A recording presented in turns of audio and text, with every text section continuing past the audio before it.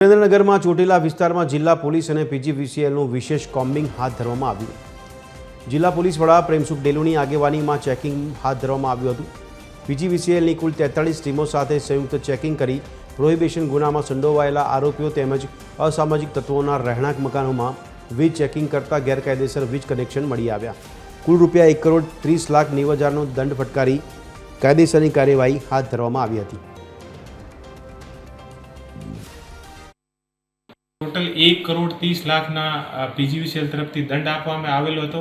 એ જે લોકો હતા, આ લોકોને તમામ લોકોને ઘરે ગેરકાયદેસર વીજળીના કનેક્શન હતા અને તમામને ઘરે 2-2, 3-3, 4-4 એસી હતી અને તમામ લોકોને ઘરમાં એસીને સાથે સાથે બીજા બધા ઇલેક્ટ્રિકલ જે સામાન હતા. અને જે પીજીવીસીએલના જે વાયર હોય યા પીજીવીસીએલના જે થાંભલા હોય, આ થાંભલાથી સીધો એ લોકો કનેક્શન લઈને અને પોતાના ઘરમાં જે છે અલગ અલગ એસી અને અલગ અલગ વસ્તુ એ લોકો ચલાવતા હતા.